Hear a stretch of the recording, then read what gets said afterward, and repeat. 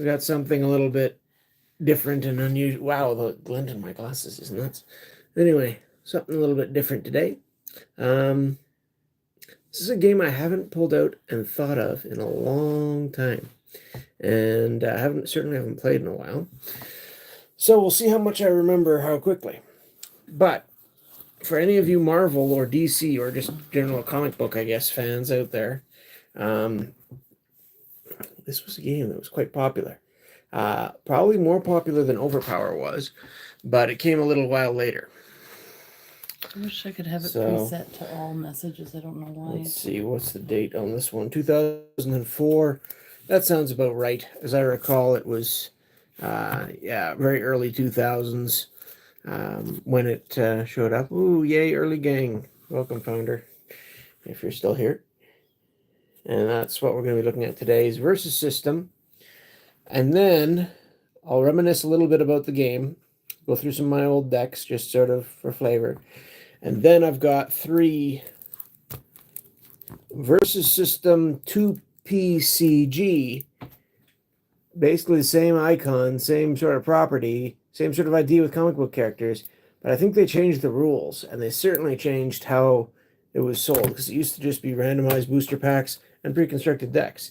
And this is something a little bit different. And I've got 3 of those.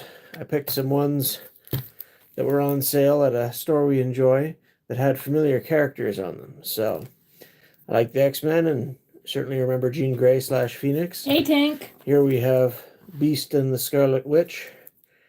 Again, sort of X-Men or X-Men related characters. They've both been in other things as well. And then an Iron Man and Thanos. So there you go. So I'll be interested to see what's in those. But first I want to start talking about the versus system. Now, this was not part of the big rush in the 90s for a bite at the collectible card game market. This came out a little bit later. It was tied to properties from comic books. Mainly the ones I remember are Marvel and DC, but they used many from each. And the card game was designed to avoid some of the pitfalls of Magic the Gathering and some of the others. So we'll talk about that a little bit as we go along. Yeah. Welcome, Ryan. Welcome, Ender and Tank. Good to see all of you. So yeah, let's start with this one. I'll flip this around and start talking about this deck. Seems like an interesting place to start because this is just a random hodgepodge deck that I put together for complete fun. The theme is not very great in it. Flip-de-doo-dah. There we go. Probably should angle this down a little bit more. So this is basically sort of just a Super Friends deck. I just put in a couple of highlight characters from all the major series and tried to get them to work together. So here we've got Hawkeye. You can see he's from the Avengers group. He costs 4 to play. And he's got ranged icon. So ranged icons, you played this, your character's out either in the front row or back row. And ranged characters, if they were in your back row, could still attack. They could, fire at range. Whereas other characters had to be in your front row to attack. And if you had a character behind a character in the front row, they were somewhat protected. So what is the stream about? I'm going to be talking about the versus system card game, reminiscing about some of my old decks and experiences, and then getting into opening up some versus system 2PCG packs, decks, whatever these are meant to be, and seeing how they change things for that product. So yeah. So this guy is a reservist, which is an ability which came out a little bit later. You can see this card was released in 2005, so not one of the first sets. You may recruit this card from your resource row. If you do, you may put a card from your hand face down into your resource row. Now, every turn when you played, you got to put down a resource card. So a resource card, you just put a row of them to show you what turn you were on, basically. But there were certain cards that could be played from the resource card. Plot twists could. You could play a plot twist from your hand, or if you had it face down as your resource card, you could just flip it up, and it still counted as a resource, but you could use it that way as well, so you could play it for free, putting it down that way. Hawkeye could be recruited if you put him down as a resource on turn 1 to play, say, Commissioner Gordon, and then later, when you got to turn 4 and you needed a 4-drop, you could flip Hawkeye, play him for your 4, and then replace the card face down with something else from your hand. So that's how that sort of ability worked. Hey, One Thug, welcome in. So here we have Commissioner Gordon. He's just a 1-drop. He's a 1/1, not particularly powerful character. It is ranged, but his ability is, when Commissioner Gordon comes into play, you may search your deck for a character card named Batman and reveal it. If you searched, shuffle your deck, then put that card on top of your deck. So you'll get to draw Batman next turn if you play Commissioner Gordon, which can be handy because they made a bunch of different versions of Batman. There's a 3-drop Batman, there's a 4-drop Batman, there's a 5-drop Batman, there's a 7-drop Batman. So you could fill a lot of holes in your curve if you're missing out by using Commissioner Gordon to find whichever one you thought you might be missing. Here's a 4-cost Batman. This one is Gotham Knights and Justice League International, JLI. Concealed. There's a new ability they were experimenting with as well. So again, this one, 2005 DC. And you can see we're already mixing Marvel and DC here. Home Surgery. This is a first edition DC Origins. So this is one of the earlier sets. This one came out in 2004. I think Marvel Origins came out first, but DC Origins followed fairly close. And while the sets were all themed around one property or one group of properties from either DC or Marvel, they were completely compatible and they played together just fine. Reconstruction program, return target character card, or up to 3 target Army Sentinel character cards from your KO'd pile to your hand. So, Sentinel deck. Oh, there's a Robin, Tim Drake. Thug smashing that leg. Okay. There's a bat signal. So again, a plot twist. You could play with only 1 resource. As an additional cost to play a bat signal, exhaust your Gotham Knights character you control. Search your deck for a Gotham Knights character card, reveal it, and put it into your hand. Shuffle your deck. So again, it's a search. Not spell, but plot twist. So those are usually handy to help you curve out. Usually the game was done by the time you got to about 7 or so. 8, yeah, you're getting to real end game type status. But yeah, Team Superman was pretty strong. So you can see Superman can fly and has range. So flying characters could attack from the back row, whereas other cards couldn't really attack from the back row. They just sat there and were protected for whatever reason. But Superman could attack from the back row and attack the back row. So it can fly over the front row defenses. Discard Team Superman character card from your hand. Target defender you control has invulnerability to this attack. Yeah. I don't know how long. I just gave. What? And Andrew just asked what it's about again. He might have gone away, or they might have gone away when you were. Yeah, I'm just doing the. Hey Roche, how's it going? Hope you're having doing a bit about Versus System, some of my early decks, and then I played this game for pretty consistently for over a year at least, and I actually got out to some events and got some event promos and stuff. I'll show you those briefly too. You were playing it a bit when we were dating before. A little bit, yeah. It was still one of my go-to games for a while. It lasted longer than some. Is this the one that Jody played? Your friend Jody? No. Jody never got into any of the collectible card games really. There was one that he got into before any of the rest of us did, and that was the Star Trek one. Okay. But he found it at a convention and he just looked at it as a collectible, basically. We never really tried playing it much. And then when we got interested in it, he had sort of moved on, so didn't really work out.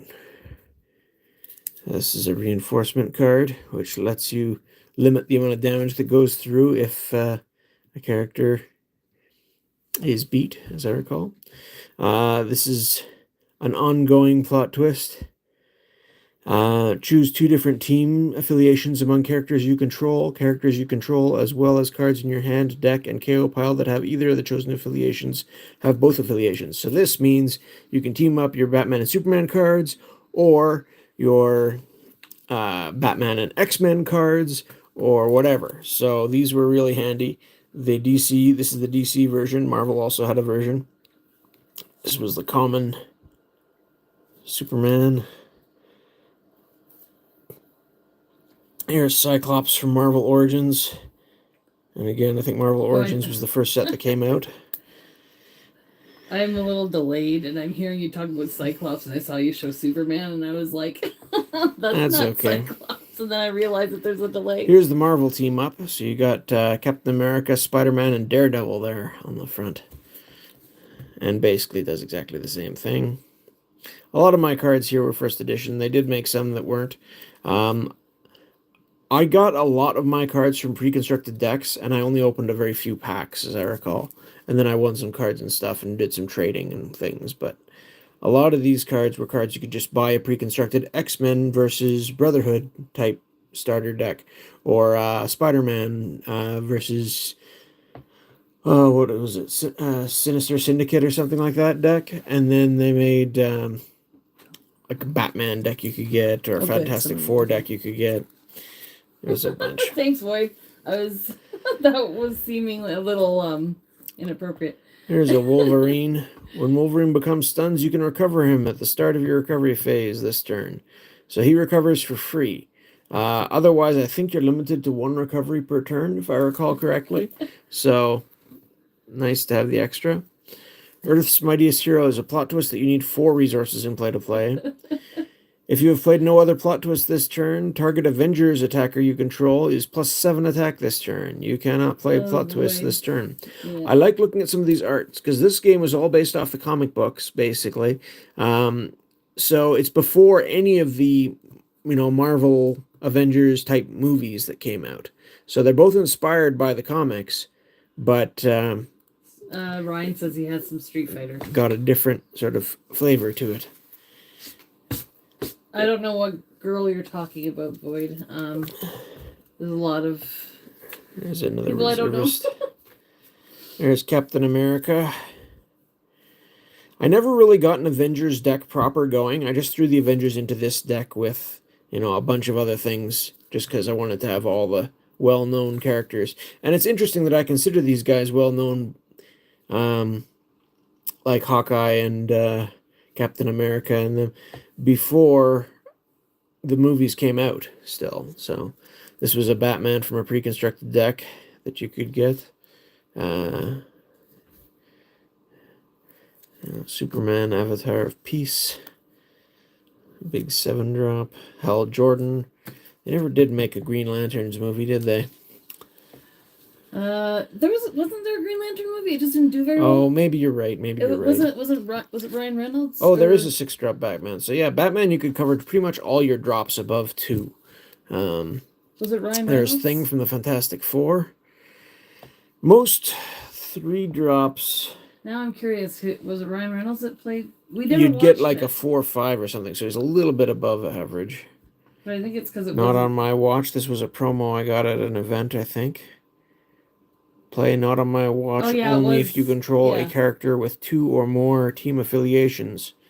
Choose one. Negate the effect from a non-ongoing plot twist with cost 1 or less, or target protected defender you control has invulnerability to this attack. Yeah, we never watched it. No, and apparently there's a new one announced. All right. So... Yeah, Marvel's become quite the thing. Acrobatic dodge, -3 attack, +3 defense. Help keep one of your guys alive. There's the amazing Spider-Man foil from, again, the Spider-Man Pro Precon deck. There's the alien symbiote black Spider-Man costume. It was always a fun little period in Peter's life, I suppose you'd say. If Spider-Man will become powered up, you may put a +1. it's raining. counter on him instead. So yeah, if you had a Spider-Man in play, you could power him up by discarding another copy of Spider-Man, as I recall. And there were sometimes other ways to do it as well, but that was one way to do it. And this actually, he got permanent counters if you did that. So, was this an easy game to play? Is it something that Thomas might like, or maybe? Although I don't think Thomas is much into the characters. No. But maybe he or Isabel would give it a try. Isabel. She's more into Marvel. Cyclops has got ranged, but while participating in a team attack, your X-Men characters get +2 attack, +2 defense. So Cyclops could be quite strong if you were doing team attacks. So you take your 1 drop, you got your 2 drop, you attack with them as a group, and they each get +2/+2 for the attack, which could be quite a bit. I'm not really familiar with this game that much except for the characters. Oh, there's Wonder Woman. She flies, but is not ranged, so you got to have her out front. She does not like to be in the back. Willpower 4 came up sometimes. Is there somewhere that then leader ability old, buffs other characters the near old them? Wonder Woman movies or TV series? Because I feel like watching it. Oh, okay, this was interesting. This is an 8 drop. This was the first Superman card they ever printed. It came in the DC Origins, and Superman as a faction wasn't in there. So he was, a very rare appearance in the Gotham Knights faction. So every so often he could show up to help Batman out. The big blue Boy Scout, right? So recruit him only if you control Batman, and while Superman is ready, he cannot be stunned, and he's massive. Like I said, anything past 7 drops were huge threats, generally speaking. Flying kick. Character has flight this turn, and while attacking, they get +3 attack. It was fairly common for our time. Here's I forgot the common Iron Man. I forgot to put in the command for Void. I don't know if Void's still here, but I got Green Arrow. Did it show you the new command? I think I did, didn't it? Millennium. Here's Captain America. Even Here's the 5-drop Batman. I got his command out. Vicarious Living. As an additional cost to play Vicarious Living, discard a character card. Okay, search your deck for a character card. Oh. Sorry. Stockings? It's a little inappropriate for a family channel. Fishnet stockings? Yeah. Okay. Well, she's got no pants on. Or no skirt. Okay. I wasn't... superhero costumes tend to be very spandexy and stuff. So well, yeah, but that's anyway. A little... sorry. Put it into your hand and shuffle your deck. Alright. There's Commissioner Gordon again. Metropolis. Metropolis is not unique. So most locations were. And when you flip it, choose 2 team affiliations among characters you control, and they can cooperate as if they had both affiliations. So this was another team-up card, except as a location. Ooh. And locations, yeah. Locations could only basically be played as a resource and then flipped. Like, that's the only pretty much way you could play them. But because you could put anything down as a resource, you never got, mana shorted. Like, you never ran out of... You never didn't have a resource that you could play. You could always find something. It's very rare that I'd put anything with a 9, but this deck sometimes was good at surviving and could get up to there. So just a random character I had who was extremely strong. If we got that far, I threw into this. Otherwise, this is my Fantastic Four deck. So a flying kick we saw before, but this one's got She-Hulk art. And there's Yancey Street with the Thing. Your opponent may not target stun characters you control, so that helps keep them alive. And when a thing you control becomes stunned, search your reserve deck for a card named Thing, reveal it, and put it into your hand. Then shuffle your deck. So if Thing loses a fight, you can go get a stronger Thing to play later. There's Mr. Fantastic, the cheap little 2-drop one. Helps you get equipment. He's very handy at building things. Another flying kick. Force shield from the Invisible Woman. There's the basic 3-drop Thing, which we saw in the other deck. Signal Flare. So this is another search card specifically for the Fantastic Four. And again, this was Marvel Origins had the Fantastic Four and X-Men in it, and they were two of the more popular sort of teams at the time. Spider-Man didn't come out until the next Marvel set. I think it was the second Marvel set. I could be, maybe there was something in between, but I think it was the next one. There's Punisher. Oh, there's Ant-Man, who is apparently more known in the comics at this time for being with the Fantastic Four at times than he was for Avengers affiliation.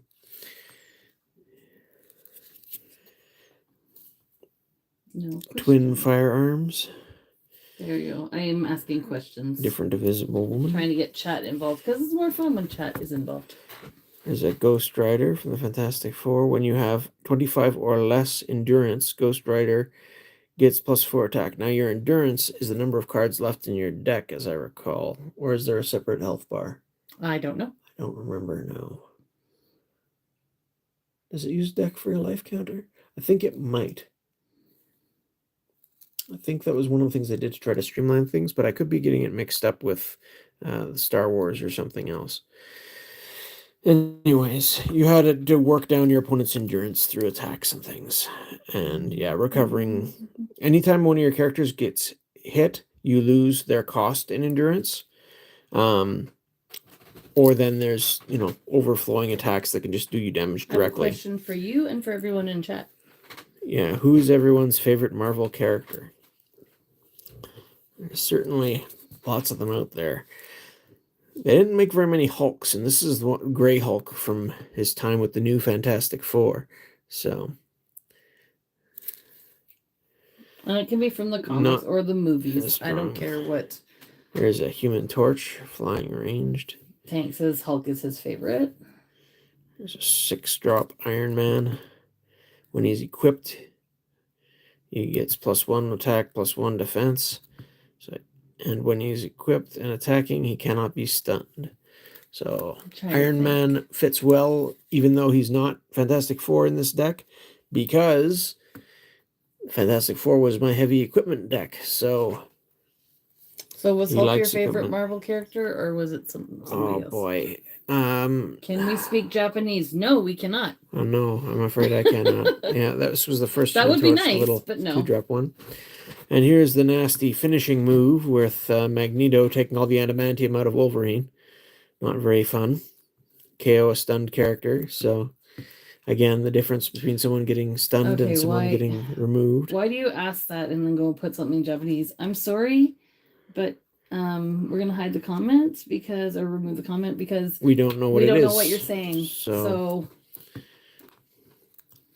just in case, as a precaution, I'm afraid. Yeah. Not to be rude, but sometimes we just got to play it safe. Well, especially when somebody comes in and says, "Can you speak this language?" and then they say something. Yeah. We don't know what it is. Sheathing, jetpack, good old J. Jonah Jameson getting a little bit of a surprise there. Speak Japanese? Well, because we are in Canada.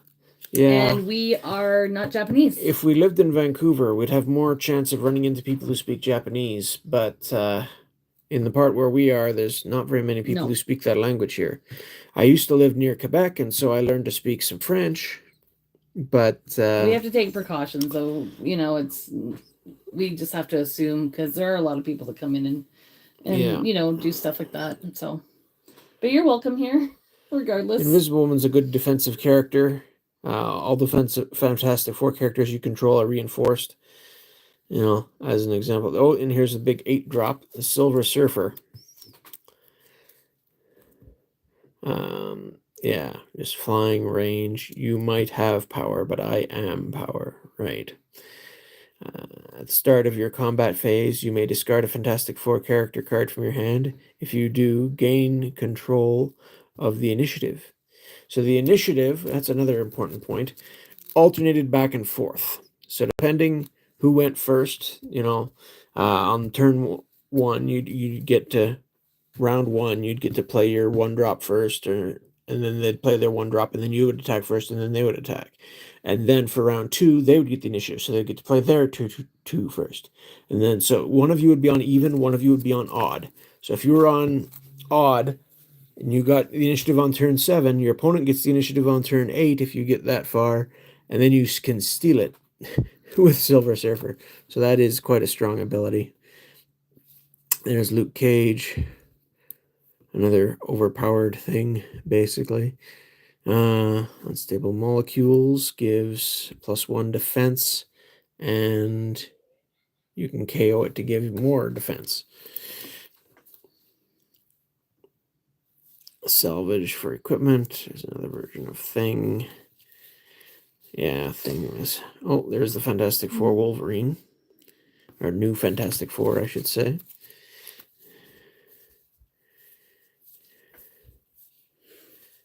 Hugh Jackman will always be And my the favorite. that's the biggest Wolverine. thing I ever had was just the uncommon from Marvel Origins. 1616 was a 7-drop, was pretty good, above average. Most 7-drops were 1515, give or take. Whoop.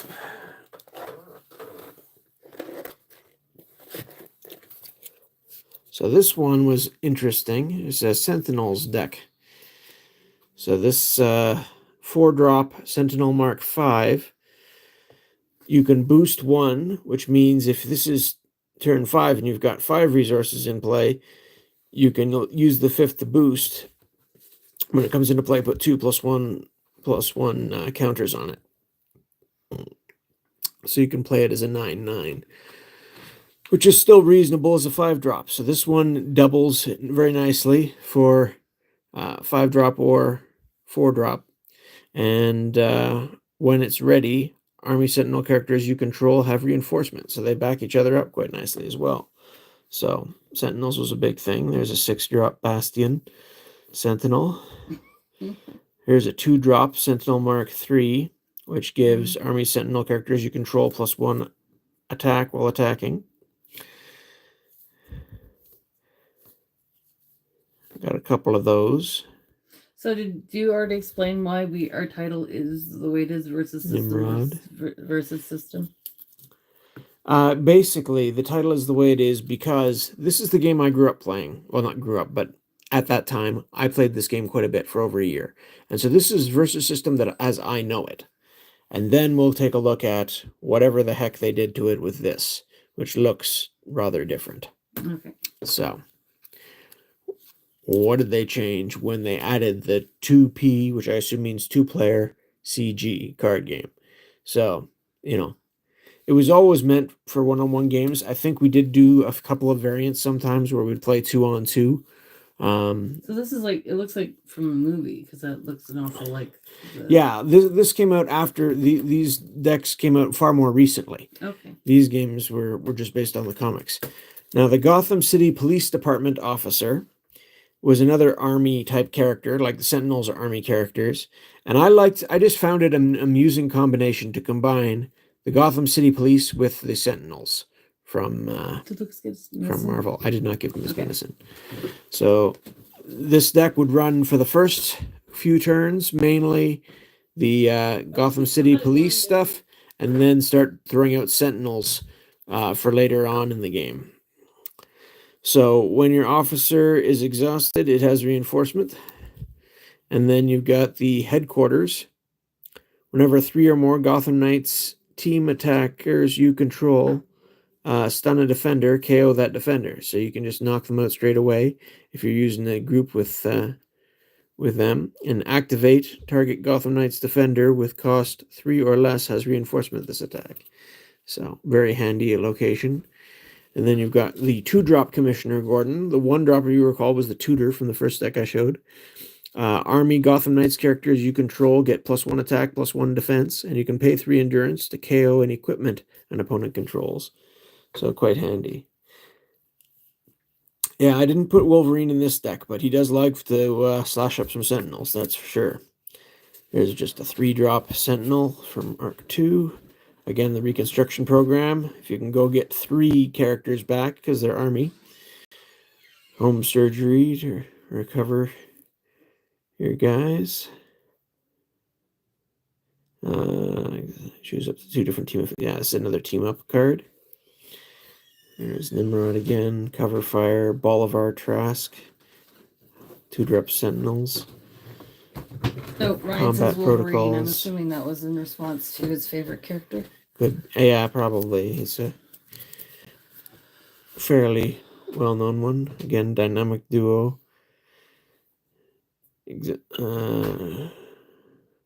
Movies wise, though, I cannot be think stunned while team attacking. So this helps keep your little tiny officers alive when they're team attacking to get bonuses and stuff.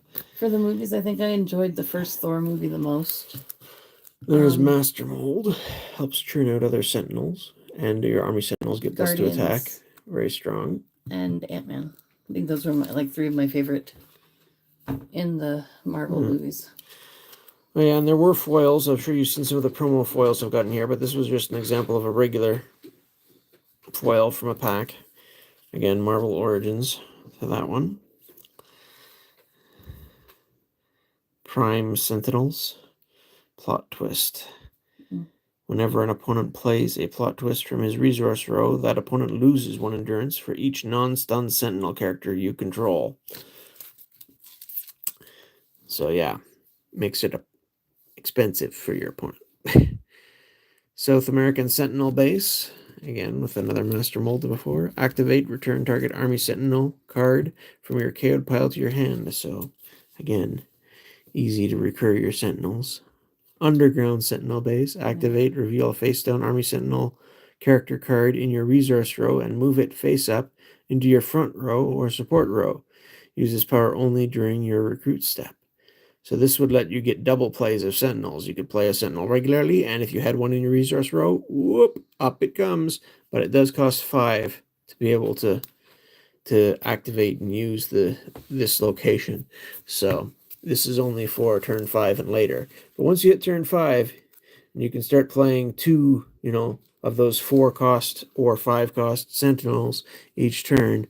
It starts to add up in a hurry. And again, Master Mold can bring out Sentinels too. So Is that downstairs?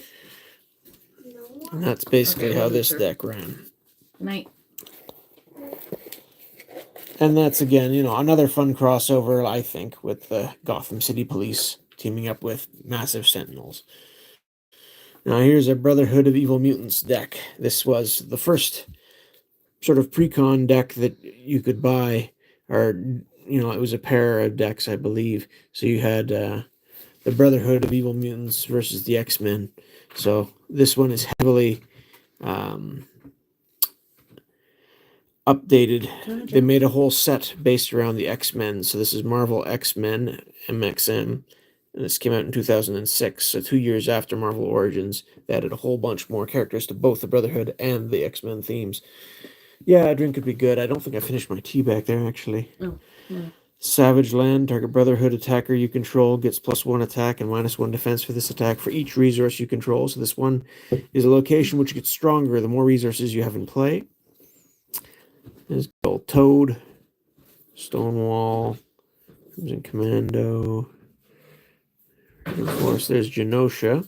Activate, KO Genosha, draw 2 cards. If you control Magneto, draw 4 cards instead.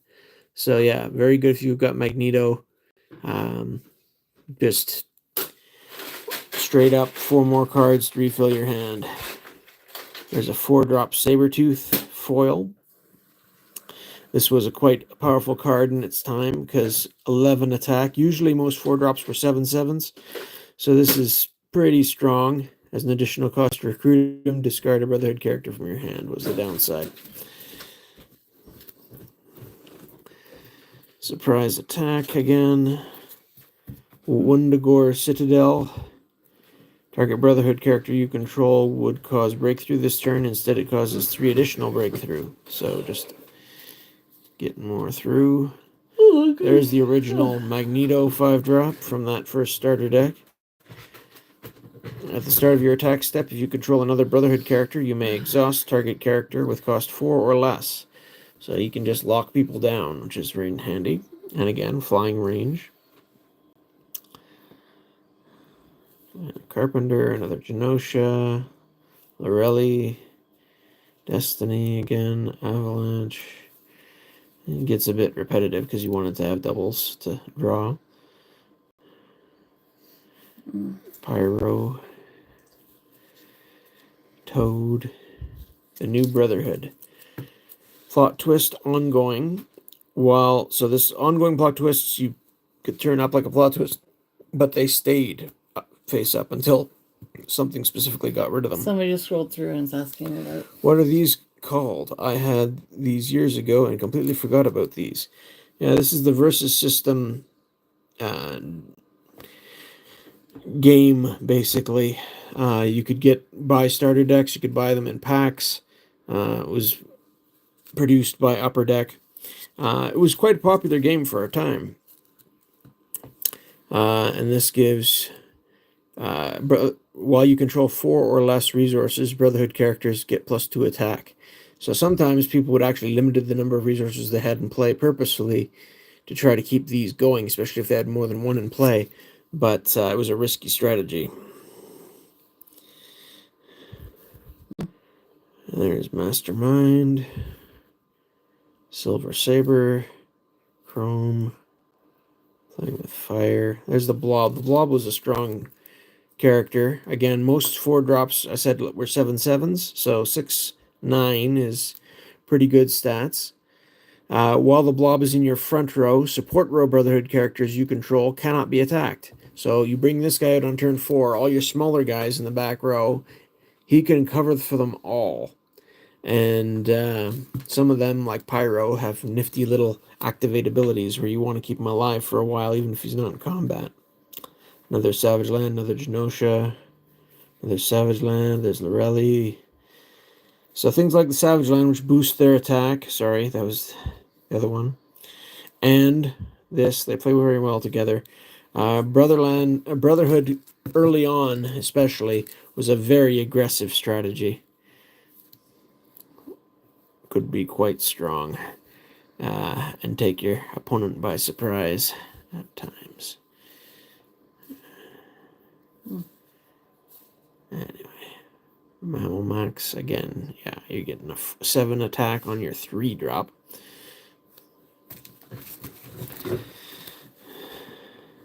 Hammer Bay, Brotherhood characters you control get +1 attack. Not quite as strong, but not limited to having 4 less resources. And when Pyro causes 3 or more breakthrough while attacking on a character, target opponent loses 3 endurance. So he does extra damage, and again, as a 1-drop, you would play him, and then you could buff him up with, say, Brotherhood of Evil Mutants, which gives +2 attack. If your opponent just played a 1/1, then he can cause 3 breakthrough right there, and then an extra 3, like, quite aggressive. Originally, the Marvel Origins Pyro, I think, was just a 2/2 for 2-drop. That's that you could tap to deplete 3 endurance or something like that. Maybe do damage to the player. There's Emma Frost, the White Queen. Here we are, the Hellfire Club. This featured prominently in... I mean, this was a fun strategy because they were all concealed. So you had a bunch of concealed abilities, which you could do some neat things with. There's Shaw Industries, Hellfire Club Initiate. Here's your little 1/1 guide to enter the Hellfire Club, whatever. Discard a non-army Hellfire Club character rather than pay Hellfire Initiate's recruit cost. If you do, Hellfire Initiate comes into play exhausted. So you can get around the deploy costs. There's Shinobi Shaw, the building itself. That's a nice looking card. Yeah. Hidden attackers you control get +1 attack. Activate, move, target Hellfire Club character with concealed you control into your hidden or visible area. So you can shift them around a bit. I remember this was one of the more strategic decks that I made. And again, it was when this Marvel XMen set came out a couple years into the run of the game. So yeah, I remember it coming out in Origin. This was 2 years later this set came out, so I played at least that long fairly heavily, basically. And like I said, I used to go to events. The Inner Circle. secret society dedicated to the acquisition of power in all its myriad forms. Hellfire Club characters you control get +1 attack and defense, while you control 3 or more hidden characters.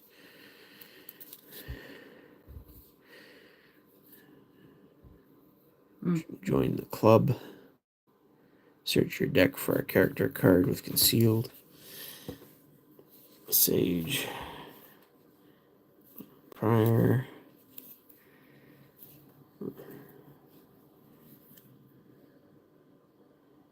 You may KO a Hellfire Club character you control. If you do, KO target stun character with cost 4 or less. Massachusetts Academy. Again. More buffs for... Oh, here's Sebastian Shaw, who featured heavily in the X-Men Origins movie. KO 2 hidden Hellfire Club characters adjacent to Sebastian Shaw. Ready Sebastian Shaw. Use this power only once per turn and only during the combat phase. So you can get rid of some of those little initiate 1/1s. And who is this character? Ready. You don't remember him from the movie, Sebastian Shaw? From which movie? Sorry. X-Men Origins. The guy who was running the Hellfire Club. He had the submarine, and he had tormented Magneto when he was in prison, and from the Nazis. There, he was played by Kevin Bacon. Oh, that guy. Okay, yeah. How many hits does he have? How many hits is Sebastian? His defense is 17, but basically he can become exhausted when he attacks, and then he can ready himself again. So that's his shtick in this. But he is fairly strong. Like I said, most 7 drops, your typical stats would be 15-15, so he's a little bit stronger than average to begin with. What was it? Absolute power. So Tank said he translated what that guy said. Was it what he said it was, or was it something else? I don't know. You don't have to say what it is in chat. Oh, and here's this extended art foil of Magneto with the Hellfire Club. Are those supposed to be his hands? Oh, no, there's a girl behind him. I was gonna say those hands was something else I figured. That's the White Queen standing behind him there. Okay. Okay. Thanks, Tank. I'll just go hide them then. Roberto Acosta, Raising Hell, Mastermind. We don't need that here. Army of One. Oh yeah, that was another thing with the one of the strategies with the Hellfire Club was ways to buff. If you only attacked with one character that turn, you could make them a lot stronger. So I had some theme to that in this deck as well. Madeline Pryor, Harry Leland. It has been quite a while. It would take a while to really get back. These decks were fairly well thought out at the time, given what I had to work with. But, it's just not... it would take a while to really come back to me. I'd have to play a few. But this one was definitely built around the Hellfire Club and their concealed shtick. And I recall it being rather fun to work with. Now here's just an X-Men deck. Here's Archangel before he lost his feathery wings. Age of Pika, welcome in. So he's got flying again, but not range. How are you doing tonight? Here's Jean Grey. And again, this one's from Marvel Origins. This one's from Marvel X-Men set. Mirror Island, Madripoor, all these locations from the comics. Here's Marvel Origins, 7-drop Professor Xavier, quite strong. Turnabout, target X-Men character you control gets +3 attack, +3 defense this turn while attacking a character with greater cost, or defending against a character with greater cost. So you'd always try and overmatch your opponents where possible, and this could pull quite a surprise on them. There's Colossus, the Cyclops we've seen before, Jubilee. Do you want me to make a run to the store to grab you some drinks or anything for It's work? up to you. Okay, yeah. And typically a 3 cost would get you like a 4-5 or 5-4, somewhere in that nature range. Wolverine is a 6-6, so yeah. But he's got the downside again, like Sabretooth, as an additional cost to play him, reveal another X-Men character from your hand. I think Sabretooth was discard, not reveal, but in any case. So you restricted to an X-Men deck, basically.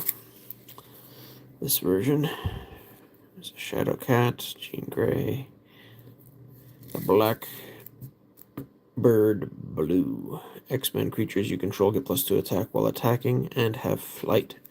Unique equipment. There's Storm again. Duck and Cover. Lockhead. Phoenix Rising. Bishop. Nightcrawler was one of my favorites. I got a foil version. That Phoenix Rising card is kind of neat. Yeah. Can attack as though he had flight and ranged. Right, so. But he doesn't have them. So, anyway. Pay 3 endurance. Target character can attack as though it had flight and range. So he can scoot other people around too. Yeah, there's the Phoenix Rising. Remove a character card in your KO'd pile from the game. Recover a target stunned X-Men character you control if it's the same name as the character that you removed. So I just think the art in that card is pretty neat. it is. Also handy to recover key characters. There's the X-Men version of Beast. I still think Kelsey Grammer was a good choice for Beast. I think so too. There's a 1-drop Archangel. There's the smaller Nightcrawler. BAMF is all the flavor text it needs. When attacking, he cannot be stunned.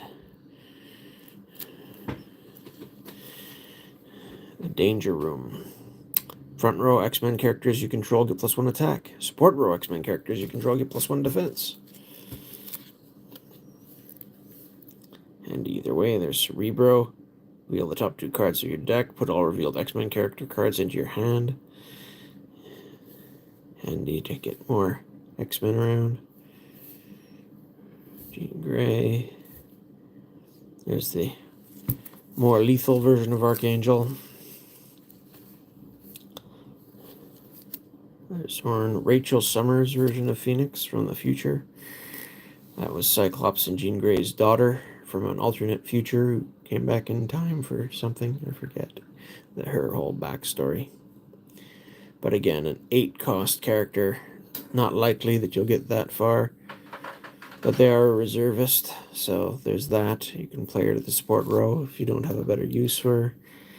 And if you ever get that far, you've got an 8-drop. Turnabout. Polaris.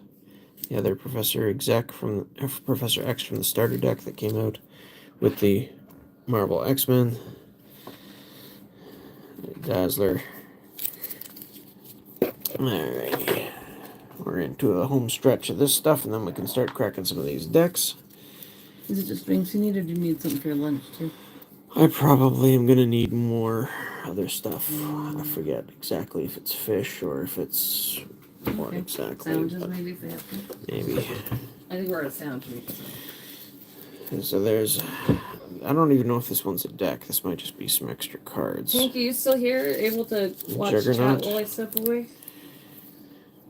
Oh, here's the Gotham Knights deck. That's what this one is. Or any other mods in here Spoiler. able to watch chat while I step away? Catwoman. There's a nice picture. And there's the other picture. Okay, awesome. Different ones. Thanks, Hank. Annihilus from the Negative Zone. Quite a strong character.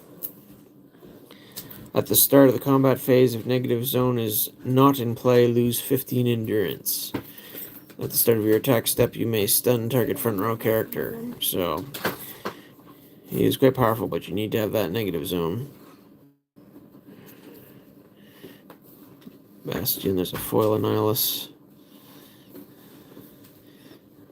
Okay, Another Negative Zone person.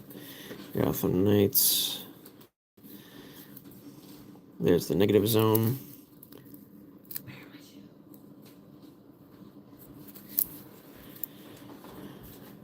Cassandra Cain, Batgirl. Bat Computer.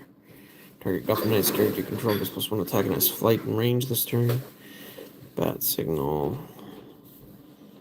Huntress. Utility Belt. Always handy. Another Annihilus.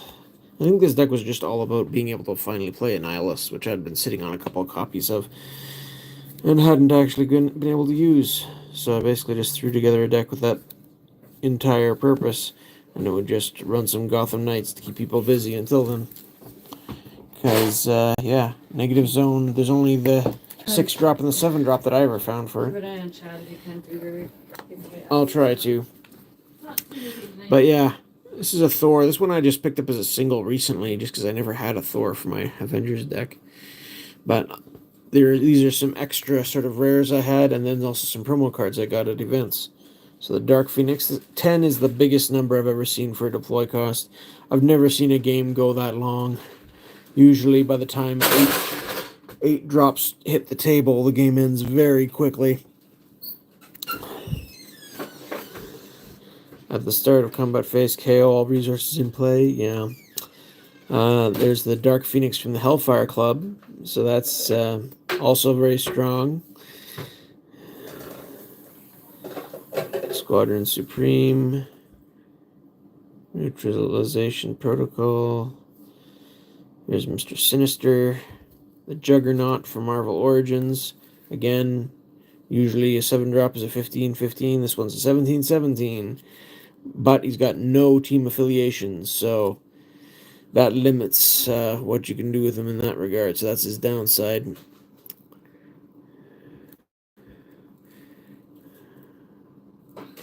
And yeah, and he doesn't ready during the recovery phase that turn if he attacked. But Defender can't be reinforced, so he can just clobber through something. Then I've got Captain Marvel, Billy Batson. This is from long before the Shazam movie came out. This was one of the promos I got from an event. We're doing well. So were these. I didn't get them at the same time. You had to go 1 week and you got one, and then you got the other one the following month or whatever when you got to the event. So one's a 4-drop, one's a 5-drop. They've got combined art. And they're a team from the Justice League International, apparently. I'm not familiar with these characters. There's an Aquaman. Same sort of thing, Firestorm. These are also ones I got from those events. Deadshot. Spiral. This is just an extra 7-drop Magnetos. This used to be my big strong character. I got some foil ones, which came in the starter decks, and some other ones. Stunned characters your opponent's control cannot be recovered. It's fairly strong, good stats, flying in range. I forget why he got superseded by something. Anyway, but I had 4 copies of that rare because it came in the starter deck, and so it was easier to get. Here's Moira McTaggart. X-23, the clone of Wolverine, showed up in the Logan movie, I believe. But again, 8 power on a 3-drop is pretty strong. Havoc also can get up to 8 power on a 3-drop, interestingly. And here's the Wolverine that came in the starter deck. 7-drop, smaller than an average 7-drop, but whenever Wolverine stuns a character with cost 4 or less, ready Wolverine. So that can be pretty brutal. If they've got some small characters exposed, he goes in, takes one out, deals a bunch of damage, readies himself, can do it again if they've got a bunch of them. Yeah. Drain Essence. Another bonus card. Psychic Struggle. There's the Batman from one of the later starter deck. And this is this Batman that came in the DC Origins starter deck. So the first Batman precon you could buy. And then this from the second precon. Very different. Batman gets plus X attack, plus X defense, where X is the number of cards in your hand. So you wanted to have a lot of card draw in your deck to make this guy really good. Build up your hand size. Relocation. There's the Joker. Ra's al Ghul. Before, yeah, again, I had no idea who Ra's al Ghul was. So I was excited to find out when they did finally release the Batman Begins movie. Dr. Octopus was the bad guy for the Spider-Man Precon decks. Latveria, this was for Doctor Doom, obviously. Very handy if you're playing Doom. Some extra foils.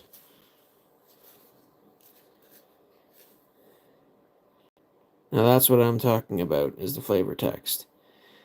This card, if you got the non-foil version, the flavor text is, I bet I'd look good as a foil, or something like that. And so, yeah, that's the inside joke on that one. Mystique, Focus Blast, Mutant Menace. Yeah, I played and collected this for a while. X-Corp, Amsterdam. Anyway, so there's my extra stuff that I wanted to keep with my decks, but there's my deck box. I used to use this for other things, but once I got enough of these decks on the go, I needed a bigger box, so they took over this box, which previously I used for a couple of my lesser-known games. I had my Doom Trooper deck in here, or decks. I forget how many I had. Not many. I had 2 or 3 Warlord Saga of the Storm decks, and then RMF is Royal Medieval Fair. I used to go to in the summers and help out a bit and enjoy, and they had cards of the different characters who'd be walking around, and they had their stories for in the fair, and I built my own very own card game rules around that one. Anyway, so let's see what they did with the game after this. So we've got 2 crossover decks. This is crossover volume 5, number 14, and volume 4, number 11. So we've got Beast and Scarlet Witch. We've got Thanos and Iron Man. And then we've also got Omega Level, Volume 3, Number 9. The Omegas. So I've got... So do we want to open the Omegas first? Or one of the 2 crossovers? Anyone have a preference in chat?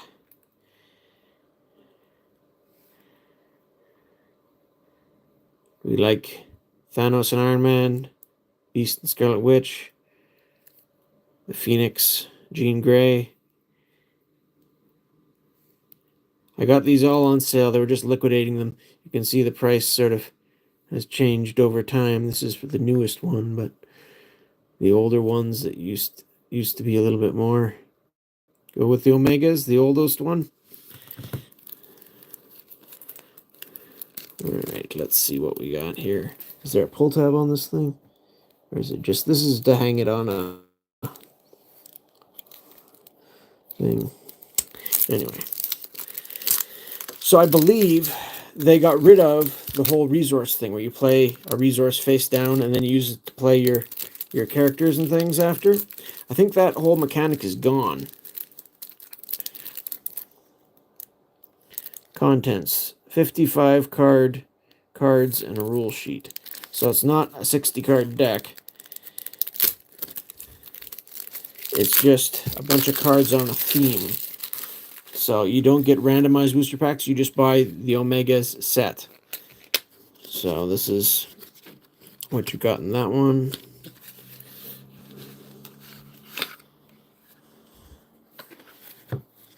So here's our Mega Level arc. This arc is all about mutants. First issue in this 3 focused on 3-issue arc focused on Days of Future Past. A dark possible. Omega Level mutants. So powerful you can't include other Omega Level mutants in your deck. So technically a new team, but is neither good nor evil.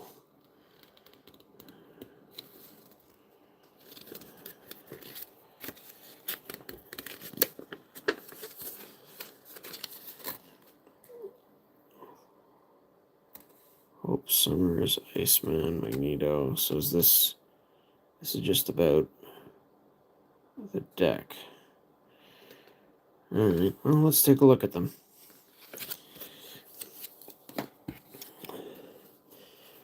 So we're starting off with Jean Grey, level 122, aka Phoenix, Dark Phoenix. Omega level mutant. You can't include Omega level mutants with other names in your deck. Okay. Traumatic event, level up 1. When a character card on your side with cost 1 gets KO'd on an enemy player's turn, Jean Grey gains an XP. And it looks like 5 health.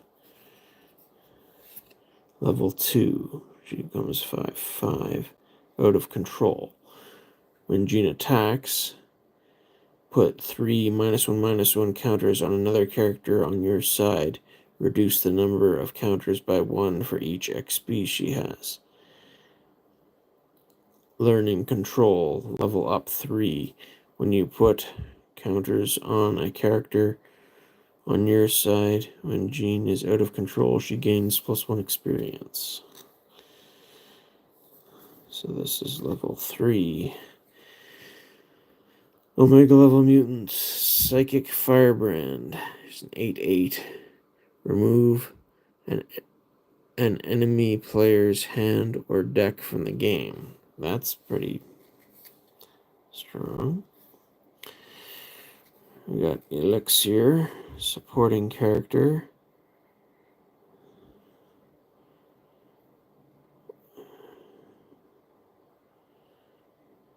When you recruit Elixir at the start of your turn, choose one my supported character or put character. Yeah, and so level 2 biokinesis.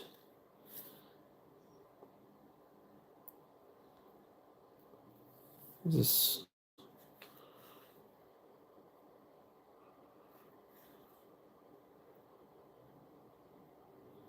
okay. Oh my god.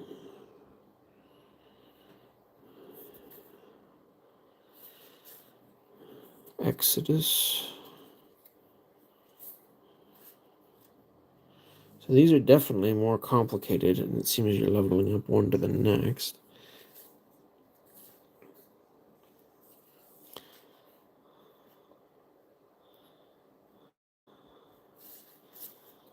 Hope Summers.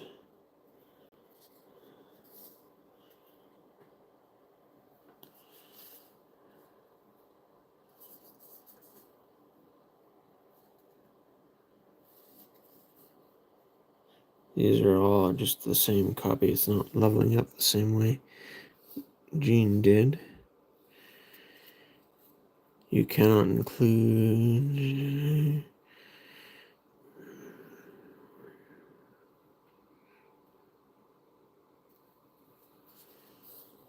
Echo Pile.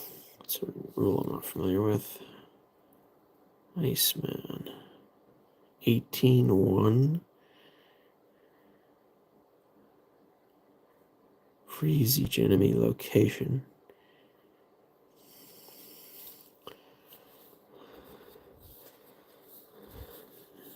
I mean, there are definitely some interesting cards going on here. But this whole scheme definitely seems different. I think with this, you start with like a base character, and then other recruits happen differently. Well, these all cost 8. So this must not be meant to be a deck. These are just other options for super powerful guys you can add to your other decks. Here's Magneto.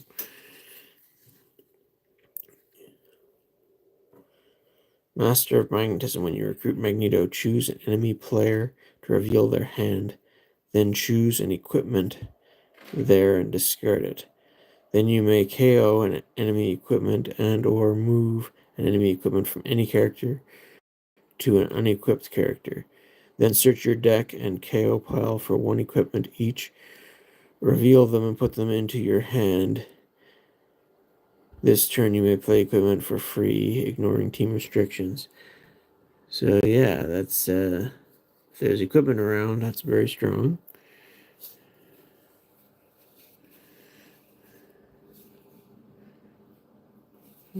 Mr. M. Monarch.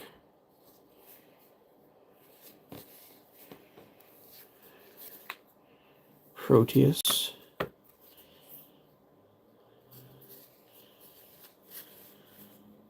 Storm. Under the weather, when you recruit Storm, you may move any number of enemy characters to a different row on their side. If you control each enemy's player, you control each enemy player's next formation step. Each enemy player. So this makes it sound like it's no longer just a one-on-one game, despite the 2P CG moniker that I assumed meant two-player. That is interesting. Yeah, they definitely have changed some things here. Because if these are 8 costs, I don't know. But yeah, this is just a whole pile of really strong characters, I guess, to add to your deck. Interesting.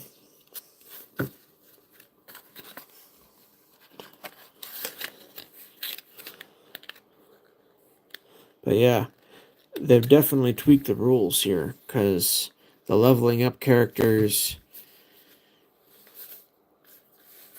and as I recall, there's a starting character thing.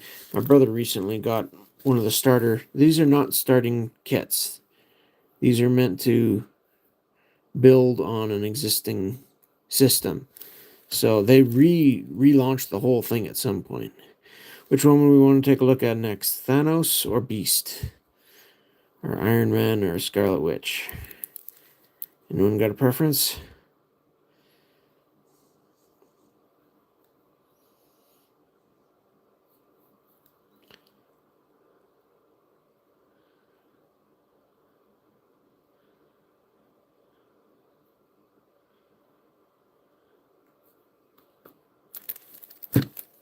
Anybody prefer? Got a character they like better?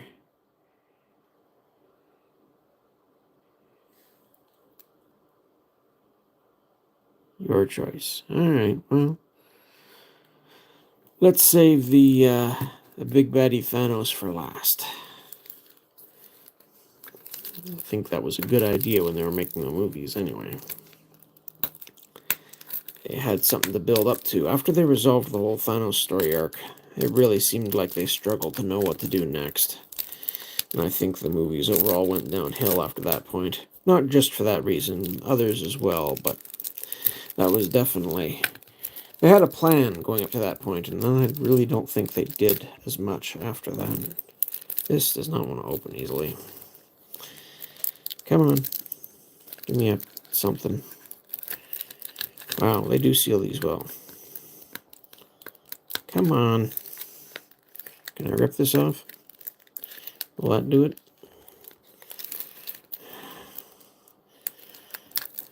Wow. This is not going so well here. Better get my letter opener out.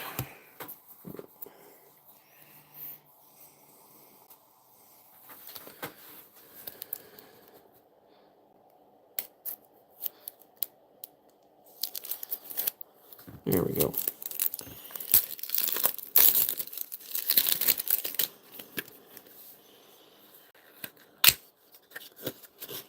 So there's our crossover.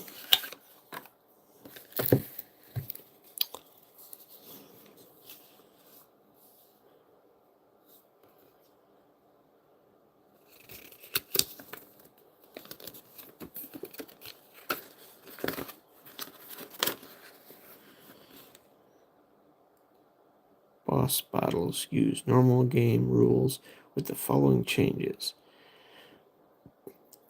The boss goes first. No player skips skip drawing cards during their first draw phase. When location appears on the... Okay. So it's a boss versus other players type thing. Select the keywords. I'm going to have to read through this at some point in the future. But there definitely seems to be an extra different game mode here. Inventions.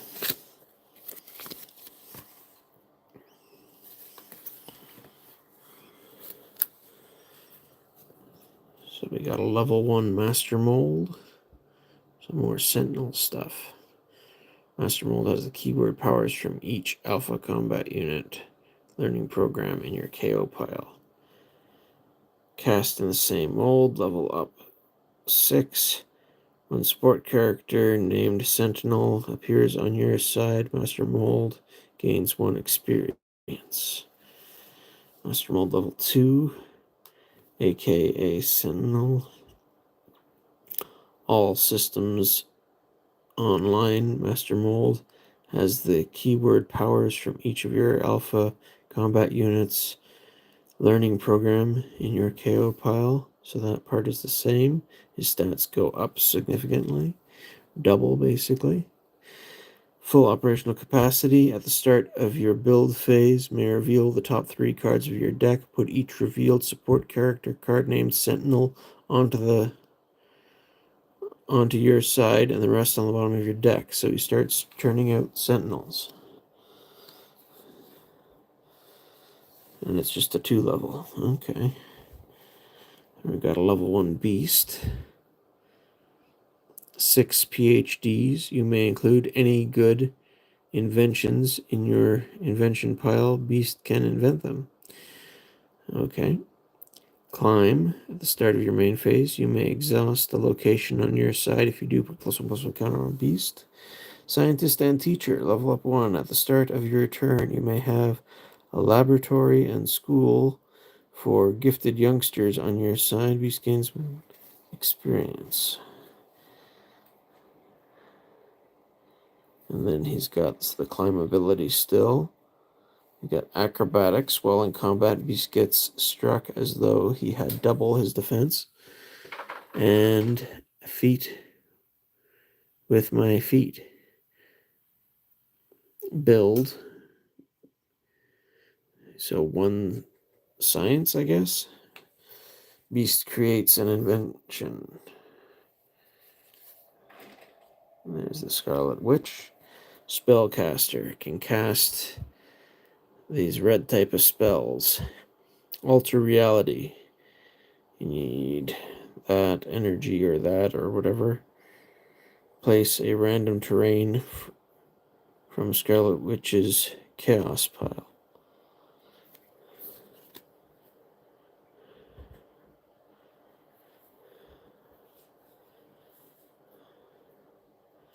Okay. Tony Stark, aka Iron Man.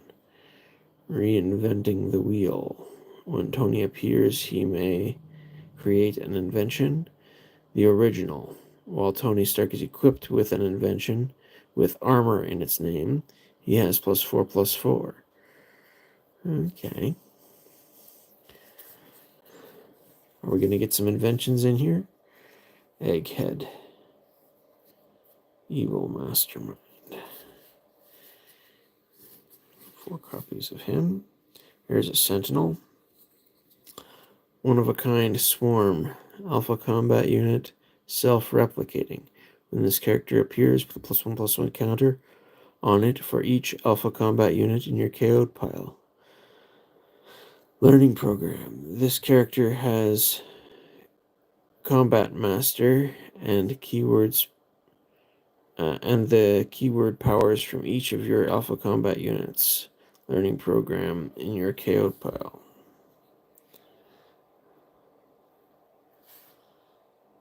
Okay, and so they've each got a different one. So this one has Genius, that one has Combat Master, Hunter, and Invade. So the more of these you get, the more abilities they stack up. Baron Mordo. He can can spellcast with 2 types. Black Magic Man. Beyonder.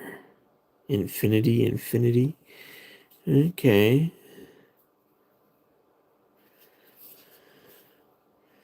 Iron Man armor. Okay.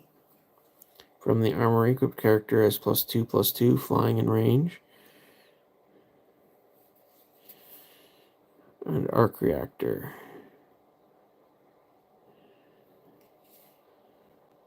Rescue armor.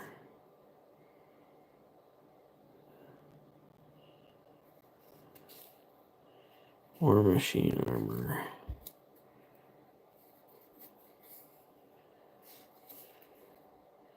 Reinforcements. Build, reveal the top 5 cards of your deck, put a Sentinel card from among them into your hand, and the rest on the bottom of your deck.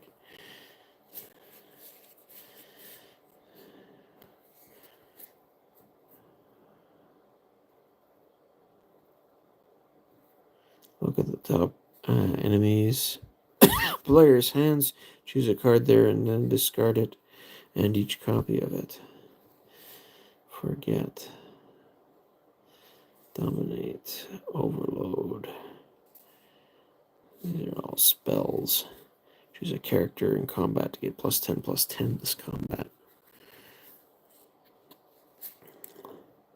Nexus of all realities. You may only have one of this card in your deck. And any type for a supporting character. If Man-Thing is on your side, the power symbol can be for a main character. Limbo. Battle World Domain. Goblin District.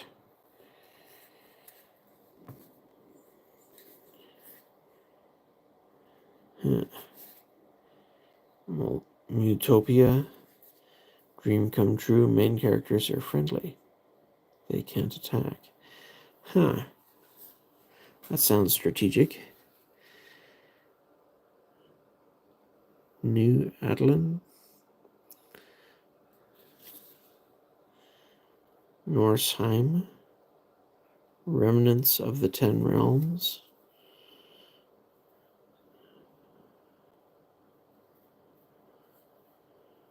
Also enters the next domain.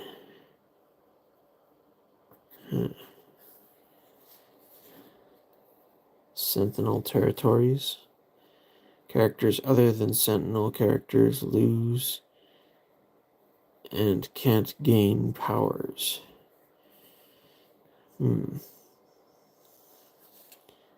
Angry Beasts. Bog. Boulder. Concealed cave. Deserted cabin. That's never good. Sturdy tree. Forgotten artifacts. This must be a reference to Legend of the Ten Rings or something. Hidden path. Secluded waterfall. Thicket. Altered reality. Story mode. Okay, so let's change the rules of the game.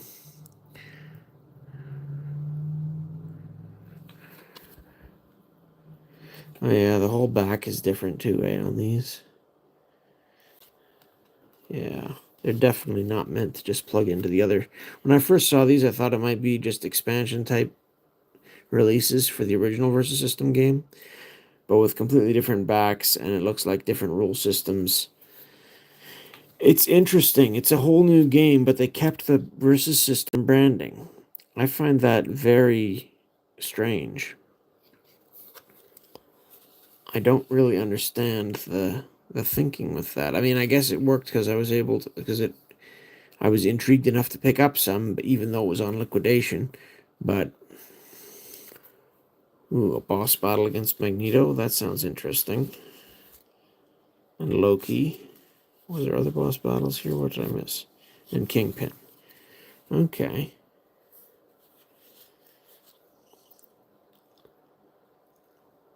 Loki sounds interesting too, but chaotic. Let's take a look at Magneto's boss battle.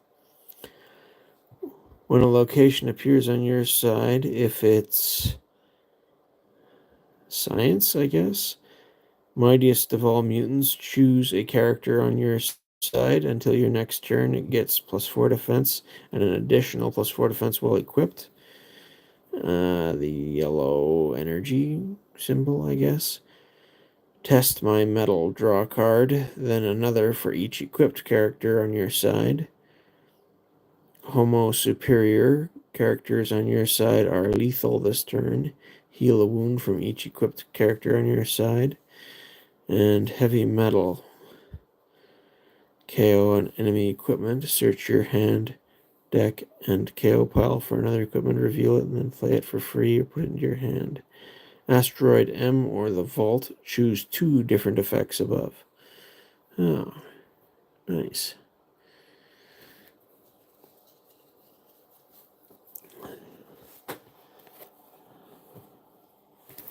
So that's fun.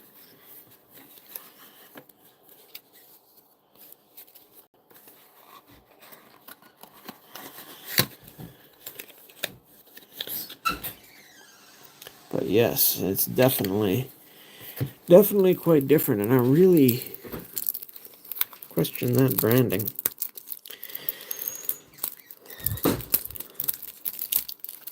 I might try one of these out if I can find, but it seems like these are definitely meant to be add-ons to the existing. And like I said, I think my brother has picked up a starter kit at some point, so we would have to find a way to merge these into Wow, chat's been so one of his busy. Just existing kidding. deck. I know. I'm not very inspiring for chat, I suppose.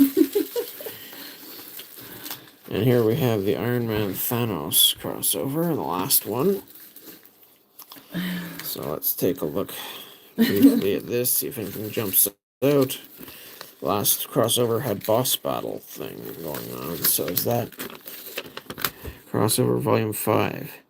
The end of every year, the Versus System 2PG puts out another crossover Marvel issue with new cards for your previous teams. This year's crossover focused on the iconic characters and moments from the MCU. Hulk, main character. We need your help.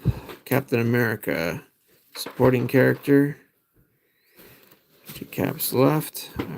Okay, so these ones are based off of the MCU films more than the comic books for this particular deck.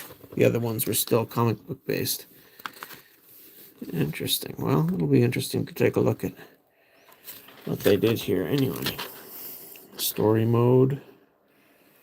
And again, boss battles. Okay. So, just a different set of probably the same sort of thing where they add boss battles and story things and whatever, and just some new stuff. So, Captain America, main character, level 1. I'm not looking for forgiveness. That type of energy, radiate character on your side. Together, level up 6. When characters on your side, team attack, Cap gains +1 experience for each attacker. Level 2. That's okay. Infinity War Endgame. They've got each movie titled on the card where they drew the picture from. Avengers Assemble. Same type of energy as before. Reveal the top 5 cards of your deck and put each. I'm not sure what that symbol is. H, supporting character from among them into your hand, and the rest on the bottom of your deck. Put a +1/+1 counter on Cap for each card you put into your hand. I knew it. Science energy, I assume, something like that. Put 5 +1, -1/-1 counters on the face-up enemy character with the highest attack. And then Hulk is a level 1.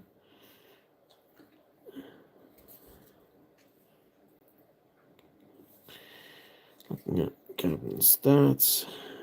Need your help at the build phase. Name a character. Reveal the top 2 cards of your deck and put each character with that name into your hand and the rest on the bottom of your library in the order. Recovering the Time Stone. Level up 3. At the end of your turn, you may discard an academy, a laboratory, or an ancient one. If you do, Hulk gains 1 experience. Level 2 Hulk. Hulk has Genius and Lethal. At the start of your turn, draw a card, and if he wounds a defending support character, KO it. It's like I was made for this. 2 Fist Energy, a Science, and a whatever the yellow energy is. Wound Hulk, then put any number of support character cards with different names from your KO pile onto your side. Hulk can only use this power once each game. So that's Hulk snapping the Infinity Glove, I guess. Infinity Gauntlet. Here's Iron Man from Infinity War. Gets KO'd on an enemy turn. Iron Man gets 1 experience, then stun him.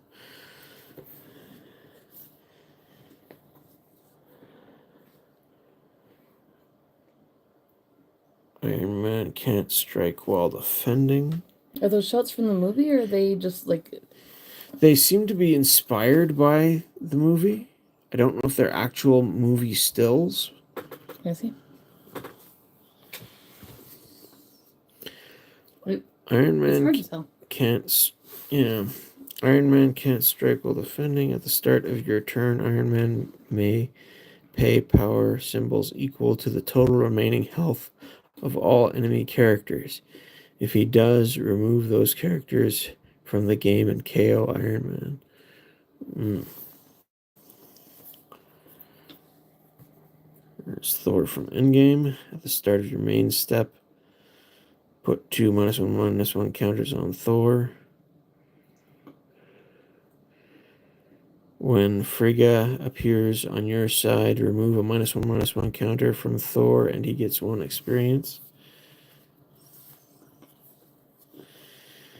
And then you take the little one. When Thor flies over 1 or more enemy characters, put 2 -1/-1 counters on each of them. Let's kill him properly this time. Then when Thor KOs an enemy supporting character on your turn, remove it from the game. Then search its owner's hand, deck, and KO pile and remove each character with that name from the game. Interesting.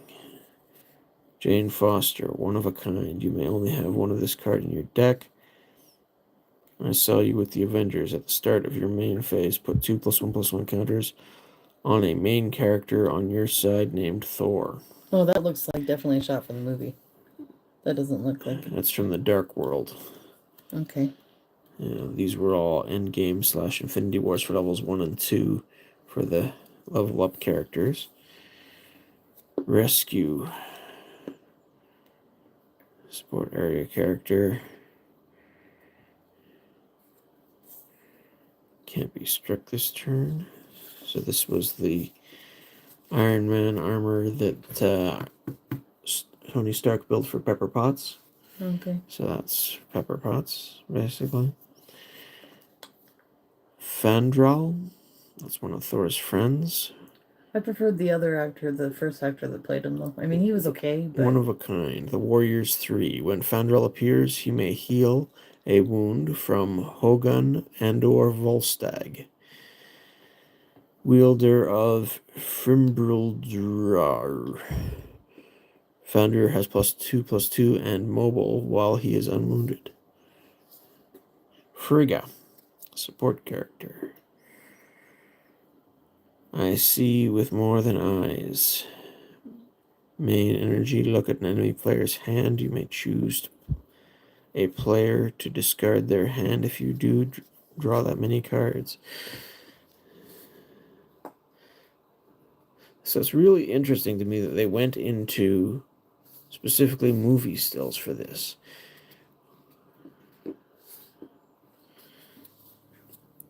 I haven't seen a lot of card games that did that other than the old Decipher ones where they had the, Star Wars, Star Trek, and Lord of the Rings, or even Austin Powers and other Well, type it's easier properties. to just take shots from the movies that were very popular. True, but I hadn't seen them. Well, I guess that.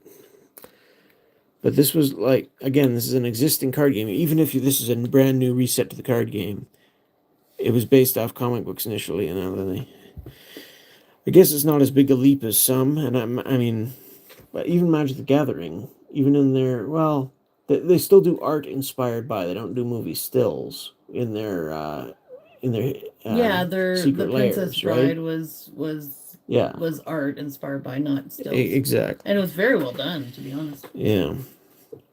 One of a kind warriors 3. When Hogan appears, you may heal a wound from Fondrel or Volstagg.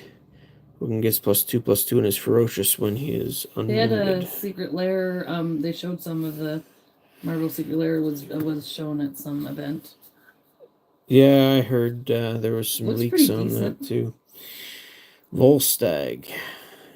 One of a kind. Warriors 3. Again, he can heal the others. Volstagg gets +2/+2 and dodge when he is unwounded. I kind of want the secret lair because it looks pretty cool. For the Marvel Secret Lair stuff. It does look kind of cool. But I don't know. I'm still undecided on it myself. It seems like too much of a cash grab to me. The art's neat though. The brains and the brawn together. Hulk has genius and lethal. Honestly, I prefer him being able to switch back and forth, and I like the combination like this. I didn't like that. I'm like, come on, just give me Hulk or give me Bruce Banner. It's a neat concept, but yeah, it definitely takes away from the character overall, I find. And there's Sif. I loved her. Sif, and at the start of your main phase, put a +1/+1 counter on Sif and each of the Warriors 3 on your side. Sword and Shield. Sif gets +3/+3 this combat. Sif can still use this power any number of times each turn. I didn't really like how they used her in the cameo in the last Thor movie. I figure they could have done a much better job with her cameo. Yeah, I tend to agree. Make her lose an arm Iron and Man be like, "No, you're just from Endgame." I didn't like it. I figured out time travel. Those 2 types of energy. Choose a number 1 to number 3. Each player shuffles that many resources on their side into their owner's deck. So, okay, so he's turning back the clock on the game, basically. Captain America on your left. Characters to Cap's left in this row have Berserker.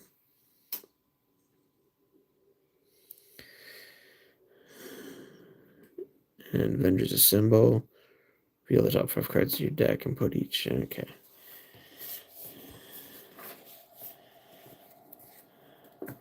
Thor.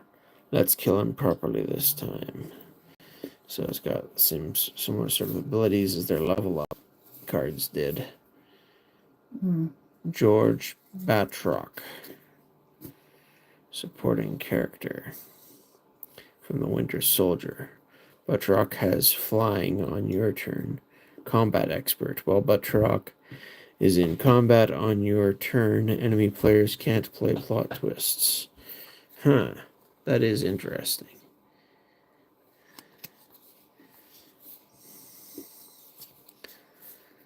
And then here's Thanos, support character. 7-drop 9/9.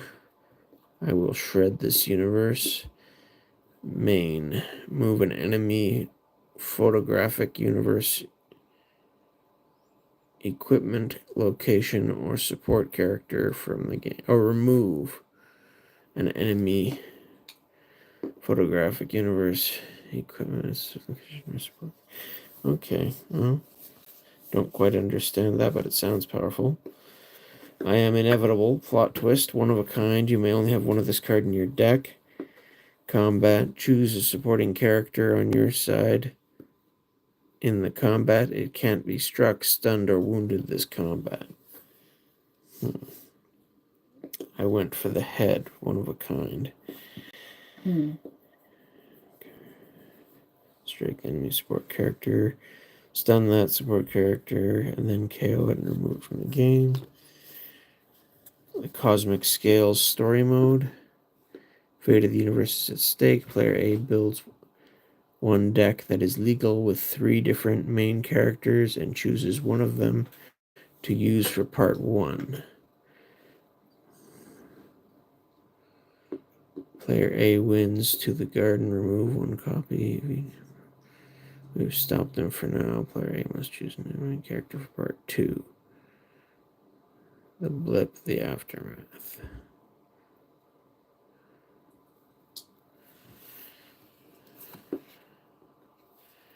Okay. And here's a boss battle for Captain America. A boss battle for the Hulk, for Iron Man, and for Thor. So again, the original 4 Avengers each get a boss battle. That's kind of neat. No Thanos boss battle, interestingly.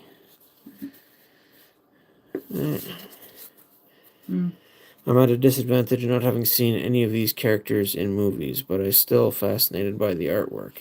Yeah, we did watch the movies pretty regularly up till, fairly recently. But yeah, they definitely seem to go downhill after they finished off the Thanos arc. She-Hulk was when we stopped watching because it just looked stupid. Yeah, probably. Although we did tune back in for Guardians 3. And the Thor movie. Yeah, I liked Guardians 3 better than the Thor 4. Guardians 3 was much better than Thor 4, yes. Anyway.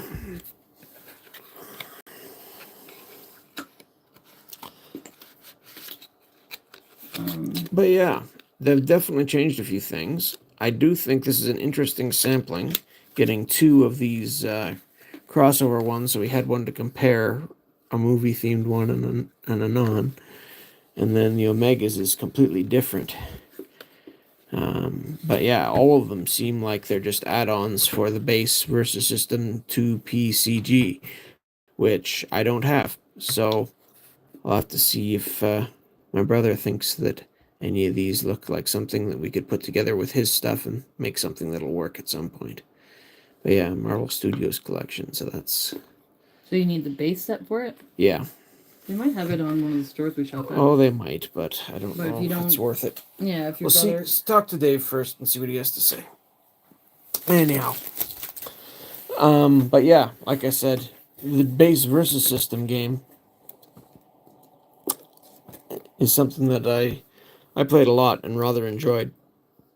So, it's interesting to see. I thought it had just ended after a while and it sort of petered out, but no, they seem to revive the brand with these later on. It's just completely a different game with the same sort of branding and comic character idea, but yeah, strange. That's all I really have to say about that. It's interesting, and I'm glad I got the chance to look at these and see. But and they weren't that expensive. No, just, $5 a pop. I mean, like I say, they were sort of a liquidation item, which means I guess they haven't been doing that well, unfortunately. But it still gave me a chance to dig out my original versus system stuff again. And so overall, I can't complain too much. It does look like there's some interesting ideas in there. I'm sure it could be some neat play stuff. Mm-hmm. But yeah, I don't know. What do you guys think? Would it really be worth trying to build a deck out of one of these themes and do something with? Or should I just stick with what I've already got and maybe do a games night with that one day? Would you be interested in seeing the new version of Versus System or the old version more? I don't know. Or you could do a comparison where one night you do the old maybe. one, do the new one. Maybe. But anyway. Or maybe even just do a video on how to play. Yeah, See, I used to old version more. Yeah, that's what I was thinking myself. Just simpler They're already there. They're ready to go. I just have to refresh myself on them. Ryan says only if you're going to play the game or if you're collecting it. Well, that's a difference too. But yeah, I was playing more than collecting back at this time when I made these, obviously. I just haven't touched it in a while, so it'll be neat to sort of dig through again. Didn't we got this basically because we were more curious about it than anything. Yeah, basically. So.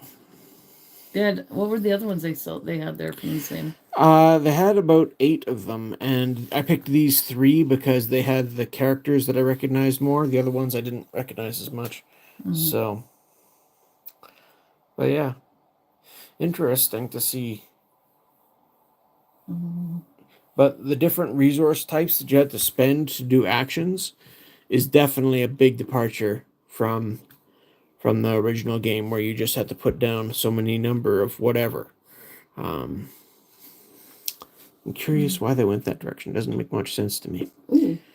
Anyhow, I think I need to get to bed again because I'm still on my shift. So if anybody wants, I'll wrap this up for now, unless you've got. Well, if anybody wants to see somebody opening some Japanese 151, we can go over there. Just if you want to. Yeah. There's not a whole lot of people still around, but no. Go check this person out if you want to. Ducking out in a hurry here. That's okay. But that's all right. Like I said, I've pretty much gone through everything I had to see. I do have some interesting dividers in here, I noticed. Here's an old Coca-Cola card. You could buy a Coke and get rewards. Ooh. Here's Rat's Nest, Betrayers of Kamigawa Precon Slip.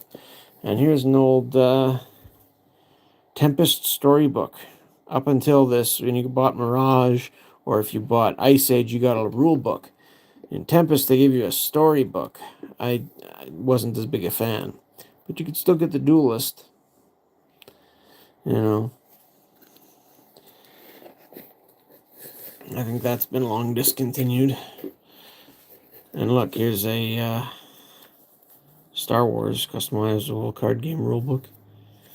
Always handy. Trying to play that. What else we got in here? Just to fold it up. Scry insert as a. Have a good night, Founder. Thanks for hanging out. Yeah, thanks for coming. I hope you're a fan of comic book characters, because that was probably the most interesting element of going over this, unless you're interested in sort of the card mechanics. I knew a bit for the early game, trying to refresh my memory on those, but this one has me at a bit more of a loss. It looks like it's much more complicated of a game, to be honest. I liked the way they kept this one, the original one, simple. So it was easy to approach, easy to mix and match your favorite characters. Yeah. Anyhow. All right, well. It still kind of sort of exists, but not really, I guess, is the best way to put that. All right, well, if you guys want to watch some Japanese 151 being open, I think he's doing giveaways too. Go check him out. He's got 328 subscribers right now, celebrating 200 subscribers. So, yeah, go give him some love from us, and thanks for watching. Have a great night. Hopefully we'll see you guys later. Night. Actually, I see quite a few people who usually watch us that are over there. They like Pokemon more. So, let's just here. That's our wall. Just switch it over to you. Lucas's lights. Yeah. Yeah. So there's me. Bye for now. Bye for now. Have a good night. Bye, everybody. Cheerio. Toodaloo. Ta-ta. See you soon. Arrivederci. Bye. Au revoir.